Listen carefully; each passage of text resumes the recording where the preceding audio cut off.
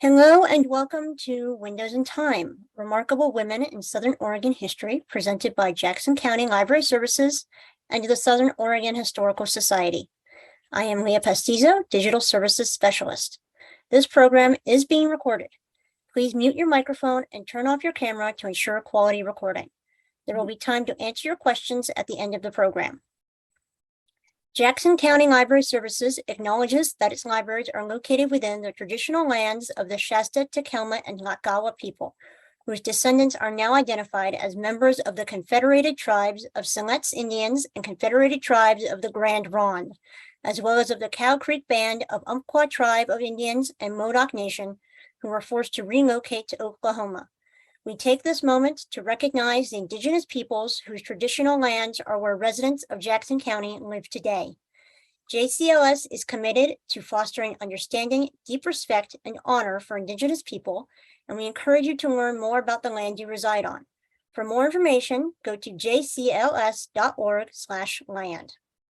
The views and opinions expressed in this program are those of the presenter and do not necessarily reflect the official policy or position of Jackson County Library Services. And to introduce our presenter, we have Larry. I want to welcome Anna Sloan today. Anna grew up near Boston, Massachusetts, did her undergraduate studies at New York University. And I said, which campus? She said, oh, Manhattan. Okay, that puts the bar up there a bit. And she has a degree in anthropology, her doctoral degree, anthropology, archaeology, and museum studies, which she just completed this past year. We're very excited about that, from the University of Oregon. She is currently the Curator of Collections at the Southern Oregon Historical Society. So if you have any curatorial needs, she'd be the one that you'd talk to. And she's a research archaeologist at Southern Oregon University. And with that, we'll pass it over to Anna with her wonderful microphone. Well, thanks everybody for coming to my talk today.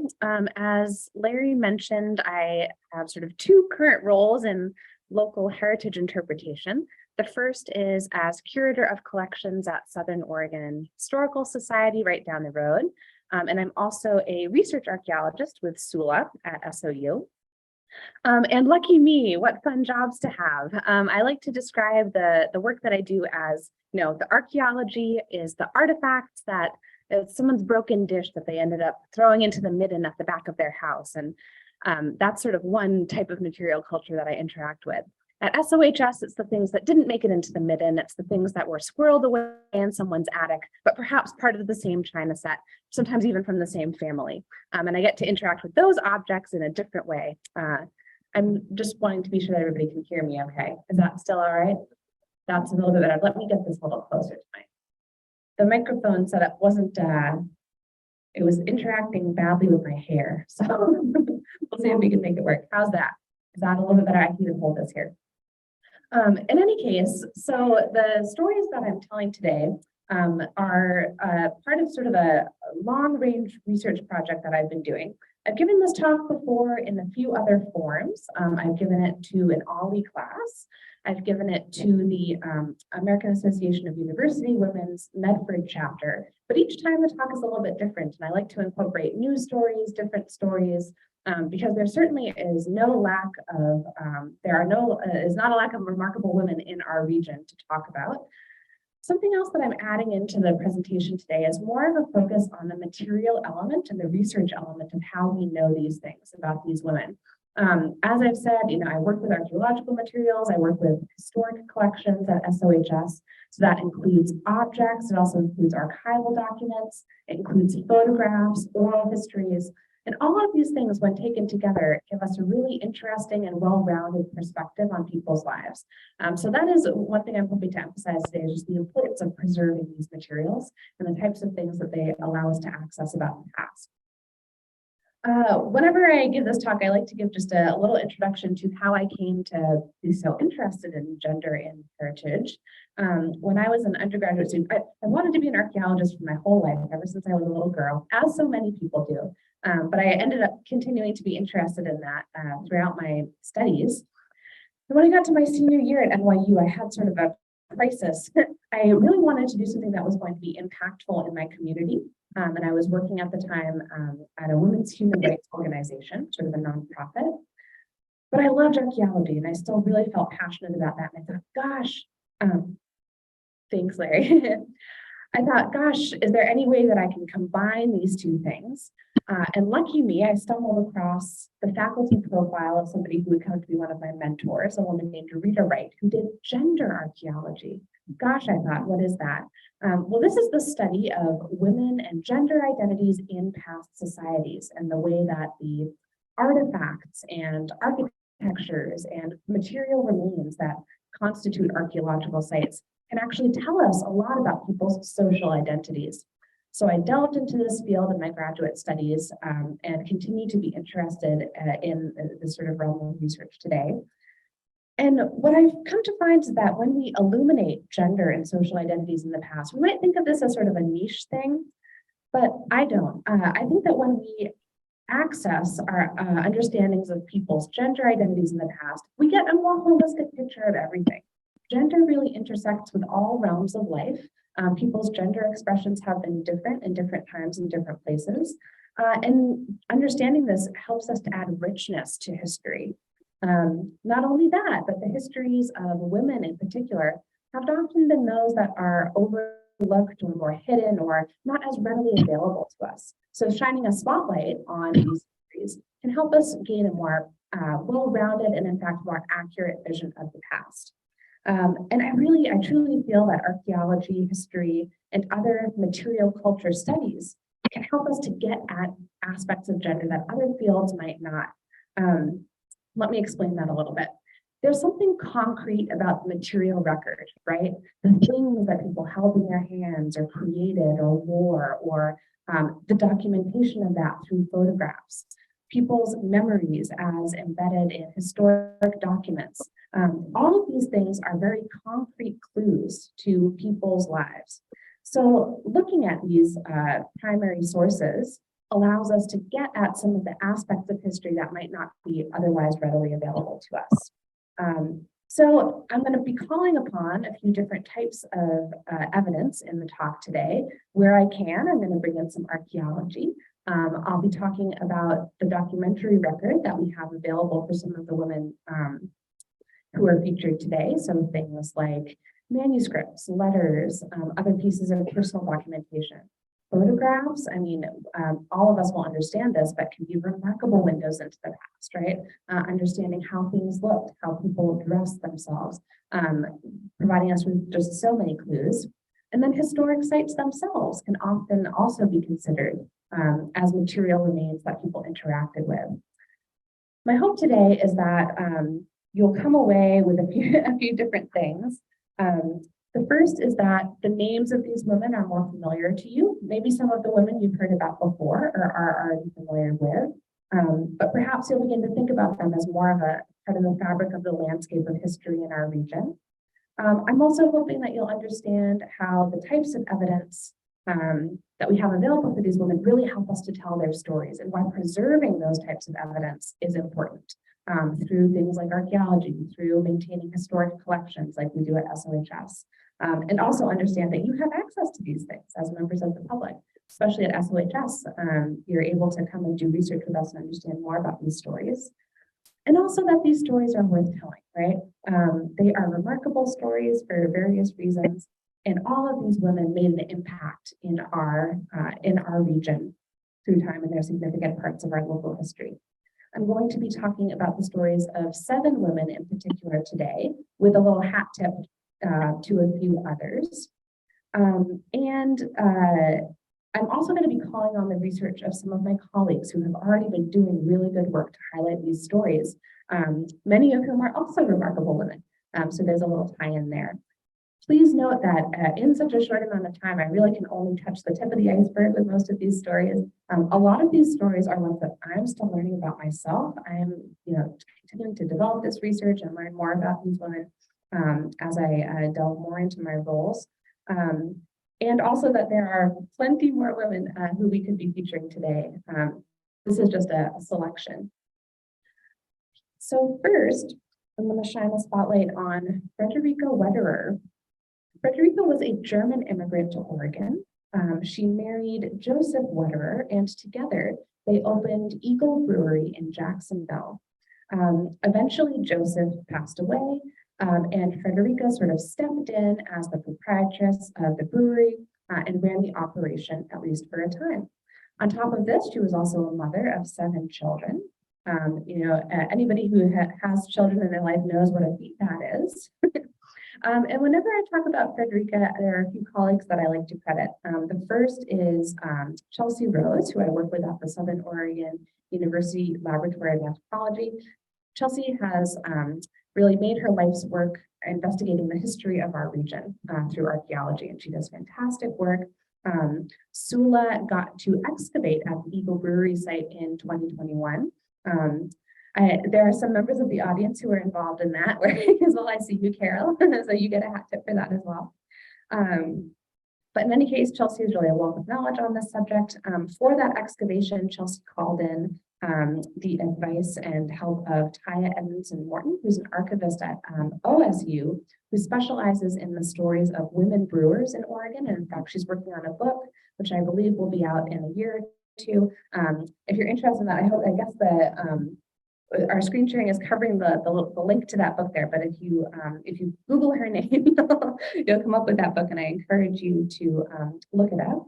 A lot of the background research for the talk, for this part of the talk, comes from their work. So what is Fredericka's story? As I mentioned, she sort of took on the brewery operation after her first husband's death. And at that time, the brewery was a successful venture. In 1879 is when she sort of took over in her own right. And unfortunately, in the next decade or so, a series of misfortunes seemed to follow her. Her late husband had left a lot of debt on the business. She was robbed by one of her brewers in 1880. And by 1881, the brewery was going into foreclosure. However, Fredericka reached out to her own father, who came to her aid. He purchased the brewery for her from the sheriff, who sort of had it in foreclosure, and then gifted it to her. A few years later, Fredericka remarried in 1883 to a man named William Healy, and she shared ownership of the brewery with him. Together, they sought to expand the brewery operation into Medford and Grants Pass, but Healy was not a great man, it seems. He was somewhat of a scoundrel, and eventually the business went under alongside him being accused of spousal abuse, unfortunately, in this situation. So one of the things that it's interesting to point out about Fredericka's life is that she's so often seen through the lens of her husband's. In fact, in her obituary, she's referred to as a woman pioneer, Mrs. William Healy, not even her first name being used. She was, as Chelsea has said in some of her work, she was simply the wife of 2 men, right? Which is not the whole story about her. And interestingly enough, we have evidence from the archaeological excavation of the Eagle Brewery site. We also have items from the Wetterer estate that we have in our collections at SOHS. So I'll talk about a few of those things now. So the first part of the story that we can sort of see coming through material remains has to do with the proximity of the brewery to the home site where Fredericka was raising her family at the same time as operating this brewery operation. So in the above photo, you can see the main building there is the brewery, and then to the left of that is the Wetterer home. Beneath that is a pencil drawing of the Wetterer home, and you can sort of see the similarity there. But really, this was a family that was being raised adjacent to a business. And in fact, the archaeology suggests that there were domestic items found sort of intermingled with items from the brewery as part of this family's story. On the right, you see a picture of the 3 Wetterer daughters. These were only 3 of Fredericka's children. But they, of course, would have lived their lives at this site and interacted with that brewery in a very immediate way.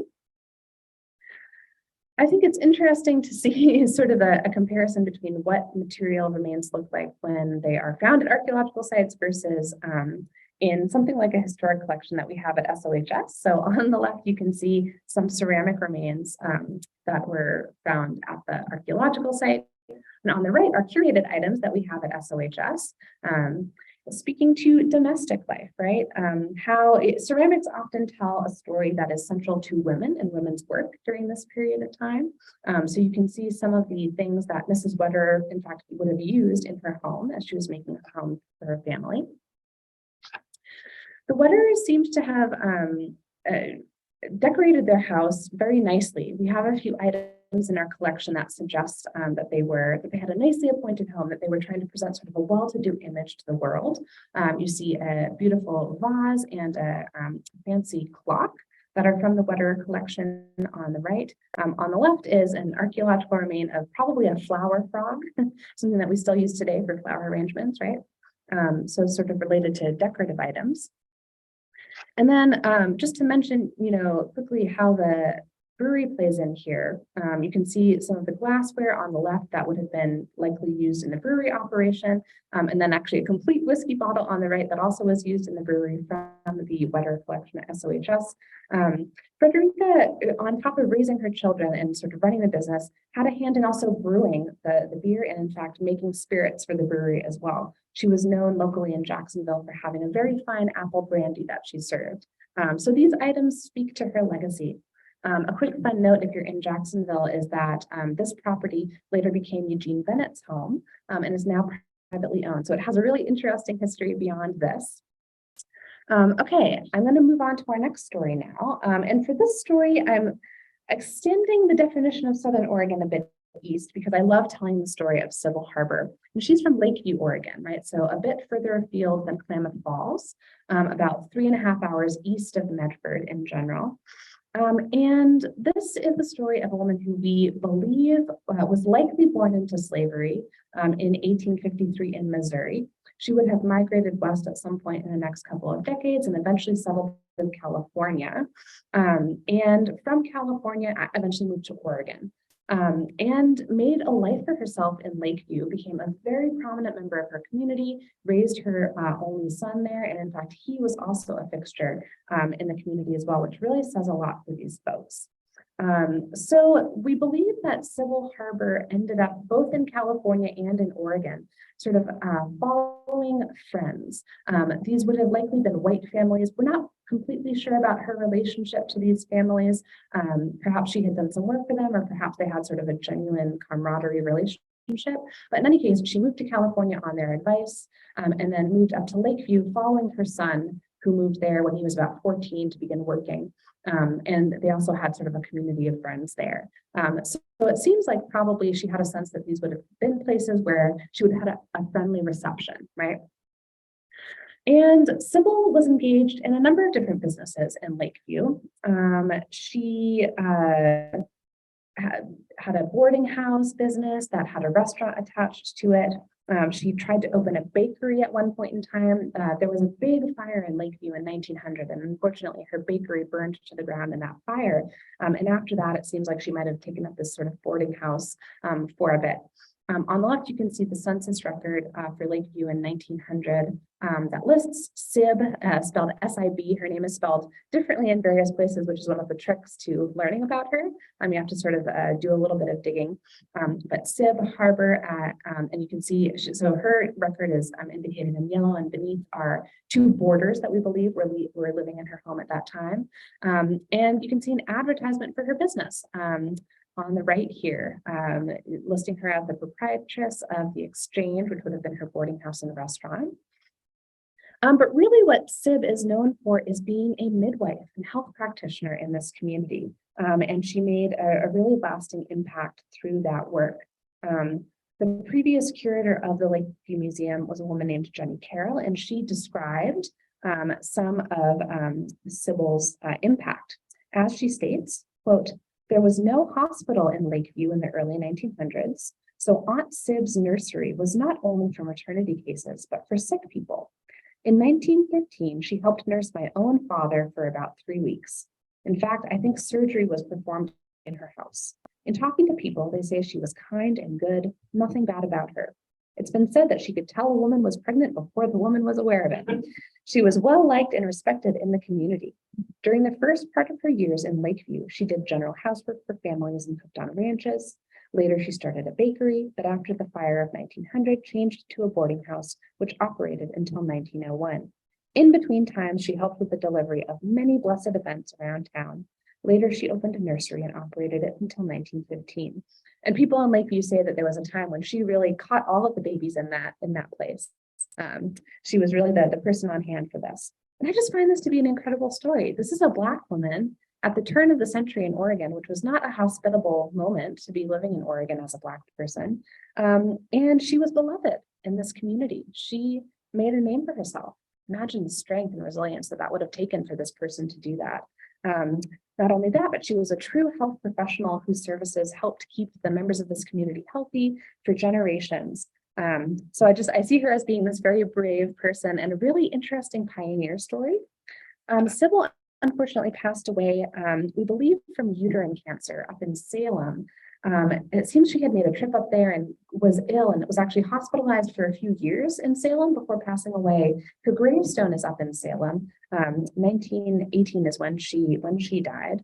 But again, her legacy is also felt through her son's impact in the community. Her son, sort of known colloquially as Cowboy Harber, was also somebody who made a big impact in Lakeview. He lived in Lakeview until his entire life, died when he was 93 years old. So people up until the 1960s remembered him. And the big story for him is that he was, during that fire in Lakeview, the Oddfellows Hall was burning to the ground. He very dashingly rushed in and saved all of the important documents and ran out before the building sort of collapsed into flames. So he really made a name for himself by doing that little bit of community service. I think it says a lot about Sybil that her son, who clearly, she raised by herself, she was a widow, also had an impact on that place. So in contrast, I'll mention this too. One of the things that so we don't have a lot of information about Sybil, in fact. There are several articles about her online. You can find sort of bits and pieces in various newspapers. But apparently her house is still standing. This is the house that she would have lived in on North H Street in Lakeview. And interestingly, the folks who live in this house have stated that they know that Sybil lived there. And in fact, there are the wallpaper that's on that you can see in this image of her is still on the walls in that house. And the kitchen was interesting because there's a cubby hole that would have allowed for baked goods to be sort of put into cool. And you can imagine this is a woman that clearly is a wonderful cook and baker. So she was really using that space. So we don't have a lot of information, and yet there are these little sort of nuggets of possibility, right? What an amazing place to do archaeology potentially someday if we had the opportunity. Archaeology is one of the ways that we can illuminate the stories of women like Sybil, who we don't have a lot of documentary records related to their life. And in fact, there's a really excellent scholar named Whitney Battle Baptiste who has written a book about this very subject. If this is of interest to you, I encourage you to seek it out, Black Feminist Archaeology, and also some work by a colleague, Lori Wilkie, on specific archaeologies of Black midwives in our country. So just to say that the material record is one of the ways that we're able to tell the stories of these women. I'm hopeful for the future that we might be able to unearth some more of the story of Sybil. In contrast to that dearth of information, there are some stories where we have a huge amount of historic information and records about folks. And the story of Haseltine Hill Russell is one of those. We have a huge amount of data on this person's life and her family's life. Probably somebody that folks in the audience have perhaps heard of before. Anne was a renowned stonemason and sculptress in Ashland, Oregon, and a very early pioneer to our area. She was really an institution in the Ashland community for a time. People knew her and remembered her. She had a big personality, a little small body, but a big personality. It said that she was the first woman to cast a vote in Ashland, which is interesting. Much of her archives are at SOHS. There's also information documenting her life at the Oregon Historical Society, but we also have objects. I don't have pictures of these today, but we have a quilt, for example, that she made for one of her daughters in our collection. But a lot of material, her record books, information about her business. And in fact, she was an excellent recorder of history. She wrote her family's history. So we have a lot of that information as well. We can think about the different richness that we're able to access when we have someone's own voice shining through some of these materials, right? So as I've said, Anne and her family were really some of the first pioneers to arrive in the Ashland area. She has said that she and her mother and her sisters had the distinction of being, quote, the first white women to live in the south end of Bear Creek Valley. She was originally born in Tennessee and came to Oregon by covered wagon when she was 15 years old, with her parents, her sisters, brothers, 500 head of cattle, and 12 oxen. They lived out by the Immigrant Lake area, I believe, and Anne's journals and those of her sisters tell how they were some of the only young women in the area, so they aroused a lot of attention from miners and the like. And in fact, it said that miners would come from as far as Jacksonville and Wairika to have a glimpse of the beautiful hill girls. Anne married Major James Russell in 1854 when she was 16 years old. And the next 9 years saw them bouncing around a bit between different communities in the West. They lived for a while in Wairika and in Phoenix and in Idaho. And eventually they settled in Ashland in 1865, where they built a water-powered marble mill in sort of the Ashland Creek area. That mill had the distinction of being the first marble mill in Oregon, south of Portland. Apparently their home at this time was closer to downtown Ashland near Church and Main Streets. And the Russell Marble Works really became a lasting legacy for Anne and her family. As I've said, we have a significant amount of archival documents related to her life, and perusing these gives us a sense of the business. Here is a handwritten record book that Anne kept like a diary between the years of 1914 and 1928, with lots of information about her family's life and her work life. We also have business documents related to the Ashland Marble Works that she took over for her husband after he died at a relatively young age. And she was the principal marble carver there and really did a lot of the commissions herself. She had learned the marble carving trade from her husband, who had learned it while working on railroad construction earlier in his life. And he passed away in 1895, so she took over.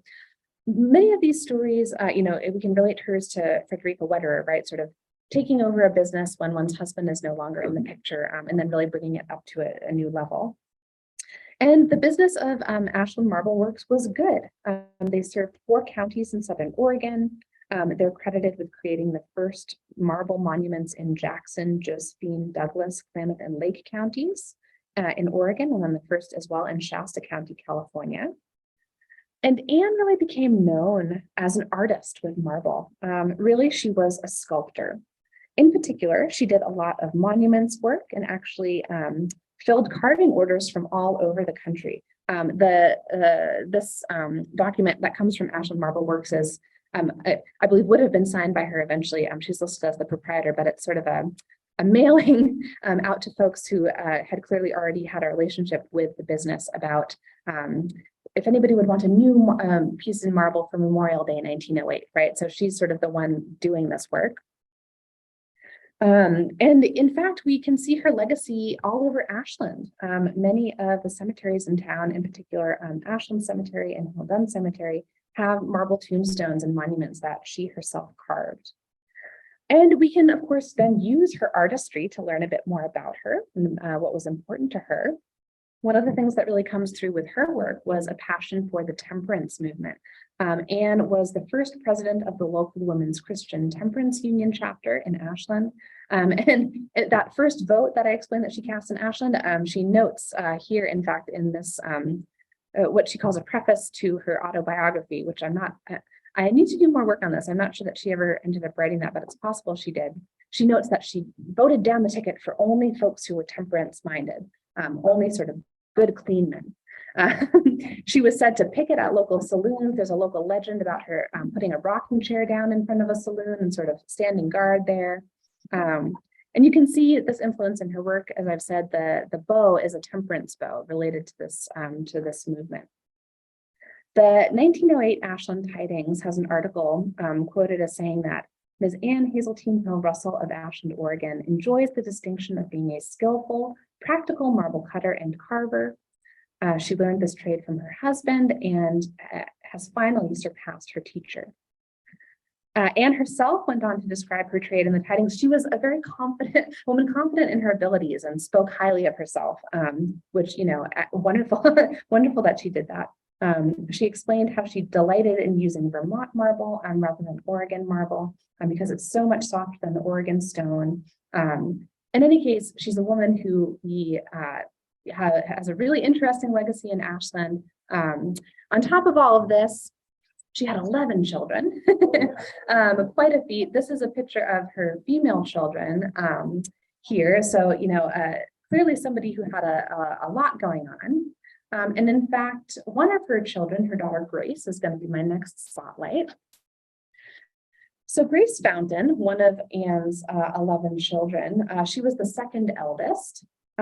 She must have inherited some of her mother's artistic tendencies because Grace herself followed in her mother's footsteps and became an accomplished artist. There's a wonderful article written about Grace Fountain and, in fact, also her sister, Mabel Russell Lothar, who became an artist locally in Oregon as well, written by a scholar named Gail E. Evans for the Oregon Historical Quarterly a few years back. I encourage you to look that up. I believe it's publicly available for some of the context related to these women's work in artistry and the impact that they made, specifically on art in the region. And I'll talk about Grace's own life briefly. So we know that she was born in 1858, and she spent her late childhood and young adulthood in Ashland. She attended the Ashland Academy for School. In 1878, at the age of 20, she married an Ashland merchant named James Fountain, and they had 2 children eventually, named Liesl and Charles. Around this time of her marriage, she began studying painting herself under artist William S. Parrott, who had a studio out of Klamath Falls at the time. And Parrott was known for paintings of sort of Western landscapes and mountains. And we can see his influence in the work that Grace eventually went on to create herself. In the late 1880s, the Fountain family moved to Portland, and Grace, interestingly, began teaching other women how to paint. She really wanted to open her studio up to her peers and taught art to women in her community for a while. Now, Fountain is known for her landscapes in particular, vistas of Western mountains and landforms, scenes of Crater Lake. She enjoyed working in large-scale format. Some of her canvases span 6-7 feet in length. And her work ended up gaining some notoriety when one of her paintings of Crater Lake, in fact, accompanied a story by Joaquin Miller in a 1904 issue of Sunset magazine. This was around the time when a lot of our national parks were being developed. Crater Lake National Park had been developed relatively recently. And there was sort of a burgeoning environmental and conservationist movement, which, you know, these artworks play into that quite a bit, right? We can see them as relics of that time.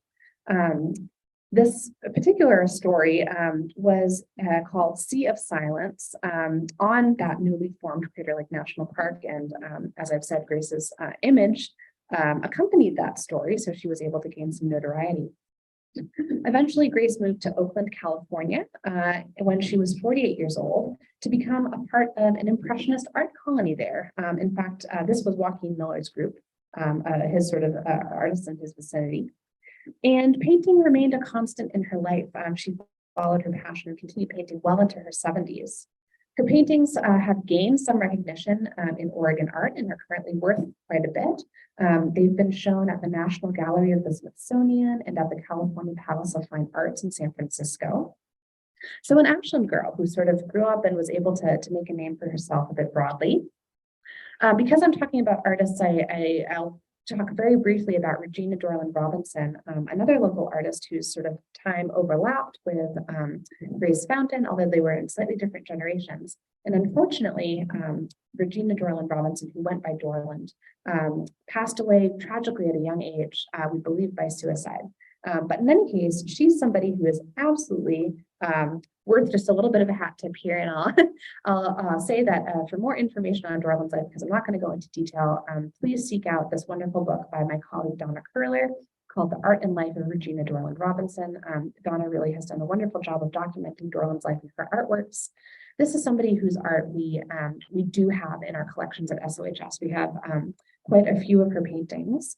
In any case, she was a bit of a young prodigy out of Jacksonville.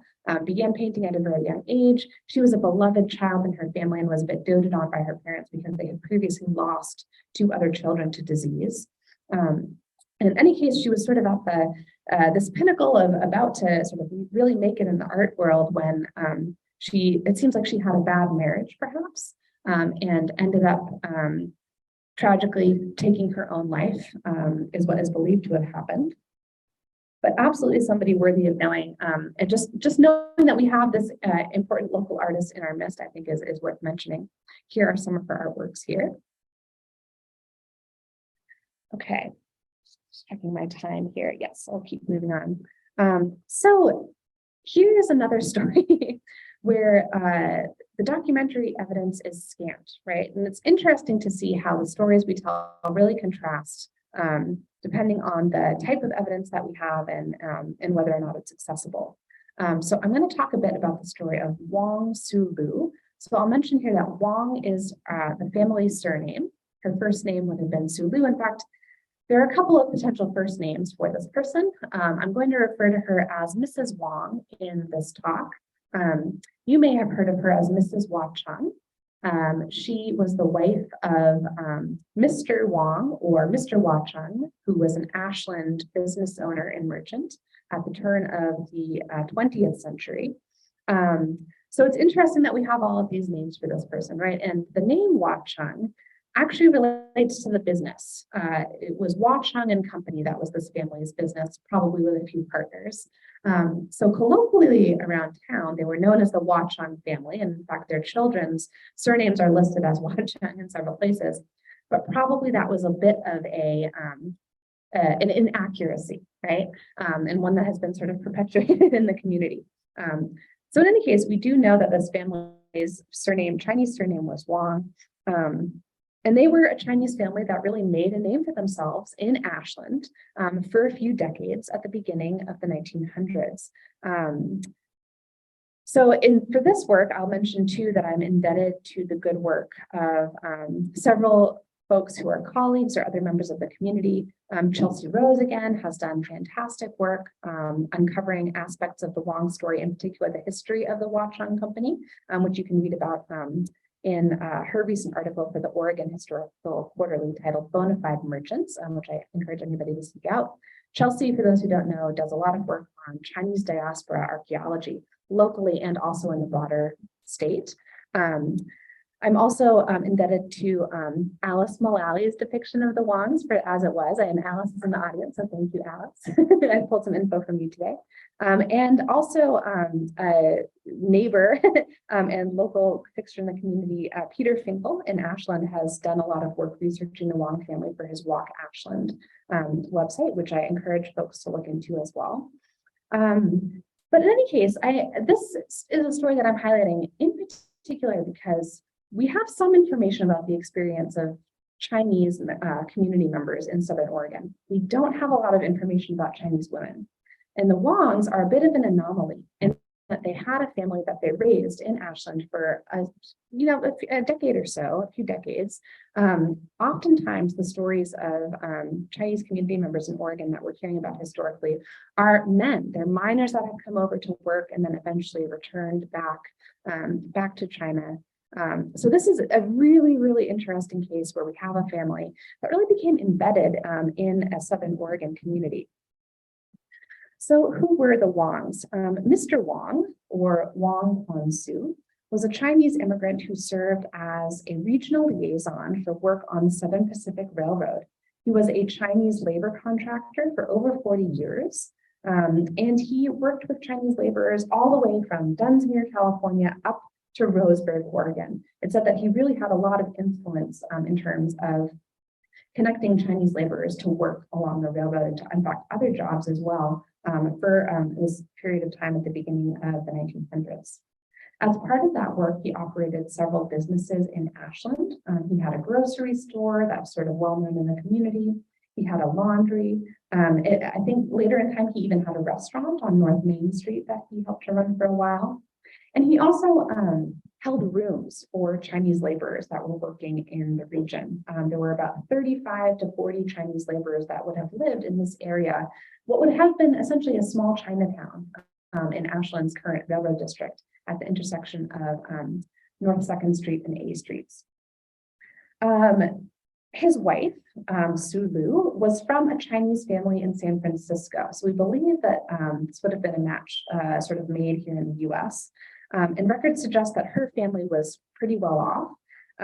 They were married in 1901, and that's just about the time when they were putting the finishing touches on this 2-story home that Mr. Wong and his family would live in in this area of Ashland. That home is no longer standing from what I understand.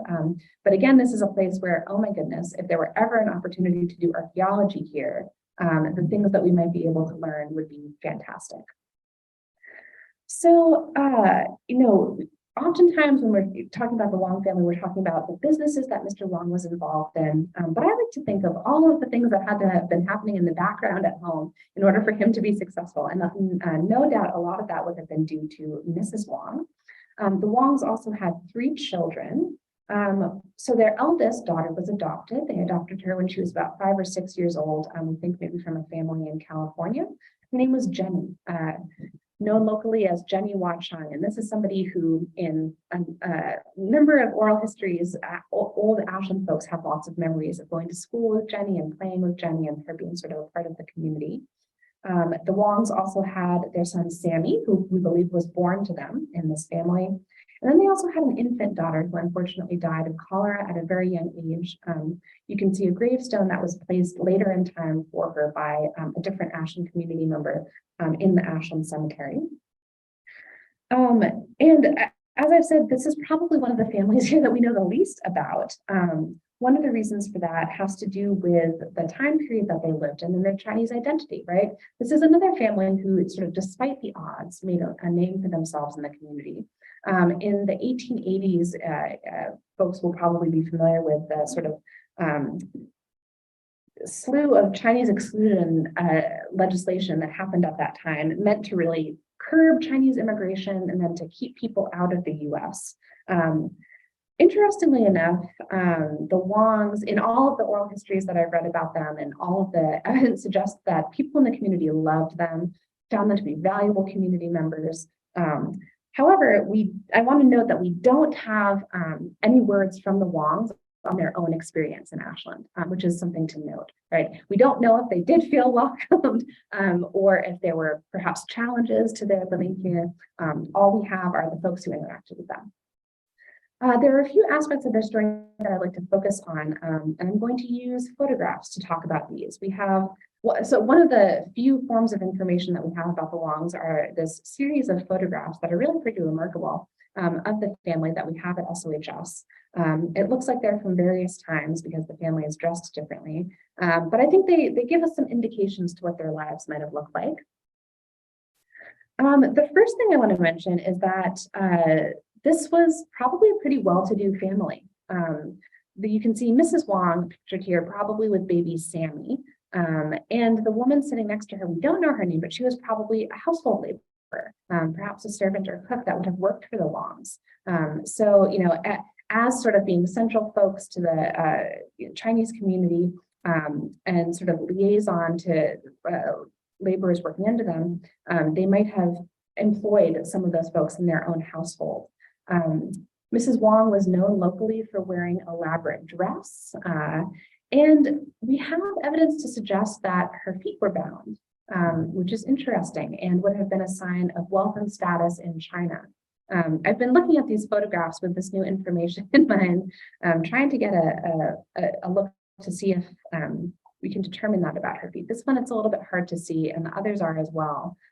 So more information is needed about that, but several folks mentioned in oral histories that they remember Mrs. Wong as having bound feet. So because of that intersection of information, I suppose it was true. Another thing to mention is that, as I've said, this was a family very beloved in the community, and in fact, very ingrained in the Ashland community. Here's a picture of Jenny playing with a friend, we believe. This might have been in the Wong's house, or it might have been in a different house. It's a little bit hard to tell. But Jenny was out in the world playing with friends and really inviting friends into her home and culture. In fact, the Wongs sort of did this all together as a family. They were very community-minded people. Mr. Wong was a member of the Ashland Commercial Club. The family donated to the Red Cross chapter in Ashland. There are newspaper snippets from the time detailing how the Wongs and Mrs. Wong really entertained and wined and dined the social elite of Ashland in some of the various feasts and celebrations that were held at their house. Chelsea, in one of her articles, has stated that, quote, the entire family supported and participated in community events, had floats and local parades, and attended local weddings and Christmas parties. The children were popular in school. So no doubt a lot of that will have been due to the work being done behind the scenes by Mrs. Wong and her sort of outward focus on embedding her family in this community. I can imagine that helped them in many ways, perhaps being able to connect with people in that way. And then the third thing I want to note about this family is that we really see an interesting example of a mix of Chinese and American culture. So in the images that we saw earlier of Mrs. Wong, she is wearing sort of a traditional Chinese dress, but all of the pictures of her children, they're wearing very Western dress. So you can see a picture of Jenny here on the left with Western dress and also holding a Western style doll. And then on the right, it's Jenny and Sammy, we believe. I'm not sure who this gentleman is. So I can't speak to sort of his role in the story, but we can see both Jenny and Sammy sort of dressed in local, what would have been sort of the local fashions of the time. And in his work that he's done for his Walk Ashland tours, Peter Finkel has a really interesting anecdote that I want to mention here. He explains that the tidings in 1913 described Jenny as bringing a doll, not this doll, but a Chinese doll, to her elementary school fair for show and tell. But for that show and tell, she had dressed the doll entirely in the Stars and Stripes outfit. Very patriotic, right? So this really interesting combination of culture was happening with this family. Again, no doubt due to some of the values and ideas that Mrs. Wong will have had about how she wanted her family to be portrayed outwardly in the community. So very interesting, a woman in the family that we have a lot more questions about, but one that I like to note because it's important to know that these folks were here and were a part of our community in Ashland. So very finally, and I realize I'm pushing up against my time here, I want to mention the stories of the Hanley women. Women of two generations. Hopefully the Hanley name is familiar to folks. You know, at SOHS, we are the caretakers and preservers of Hanley Farm, which is a century farm located in Central Point. That was, this family's sort of legacy. And something that I find fascinating about this farm is that after the original family, Michael and Martha Hanley, had sort of passed it on to their eldest daughter, Alice, for over 100 years after that, this was a farm operation run by women. We don't often hear about it in that context, but that's pretty remarkable. So I like to talk about these women and just the role that they played in the community. Alice Hanley, sort of this first generation of women to have their impact on Hanley Farm, was born in 1859. She spent nearly her whole life living at Hanley House. And she was really sort of a Renaissance woman. She had a lot of different interests and was very savvy. Her interests included drawing and painting. When she was 26, this was when her parents became ill and she sort of became their caretaker and then later the caretaker of the property. Her father sort of handed over his businesses related to the farm, which was very much sort of raising livestock and raising feed for livestock locally. And she continued those efforts throughout her life. Alice was interesting because she liked to work alongside her workers in the field. She made sure that she kept up with the latest farm machinery and was sort of a scholar of horticulture and agriculture. In fact, she appeared before the Oregon legislature on agricultural causes at her own expense. She advocated for the rights of female farm workers as part of her, as part of the work that she did. And so truly a woman who knew how to have a good time as well. The upper picture is of her entertaining friends at the farm. And then underneath that is a picture from later in her life where she's changing her own tire on her car. So that really gives you a good sense of sort of who she was. You know, in addition to these things, Alice helped establish the Oregon Home Extension Service. She was active in various local community organizations, the Order of the Eastern Star, the Chautauqua Movement. She even ran for government. In 1922, she lost, but she was up against the candidate associated with the KKK. She was also a dedicated preservationist, and we really have Alice to credit with the fact that Hanley House was kept very much as it was in the late 1800s, and we can still enjoy that today as a historic property. She really was a forward-minded person in terms of thinking about her family's legacy and how we preserve that legacy. I'll very briefly mention Claire Hanley, who is one of Alice's nieces. So Claire, Mary, and Martha Hanley were nieces of Alice Hanley who were orphaned.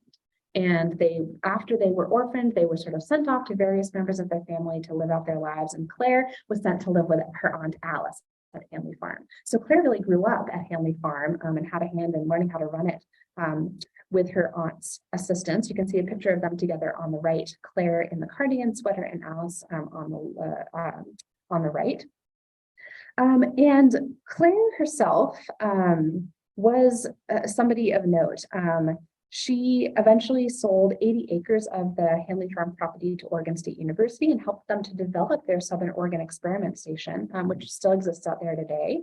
She was an avid horticulturalist as well, and very involved in setting up their arboretum.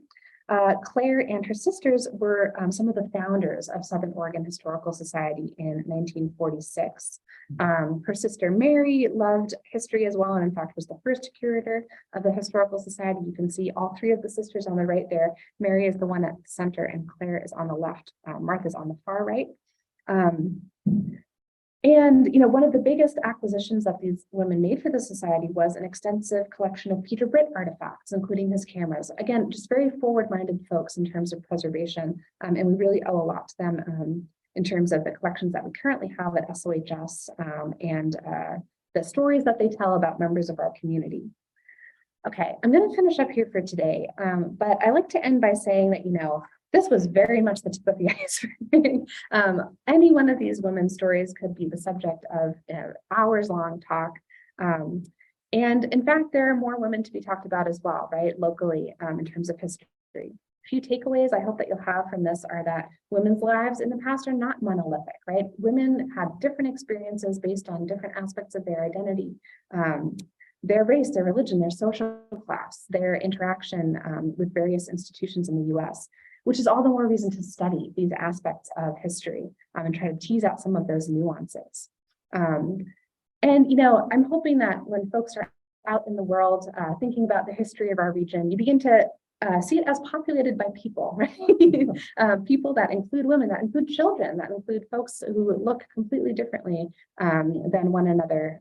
All of these people are important, have important stories to tell here in Southern Oregon. Okay, I'll end there for now. Thank you.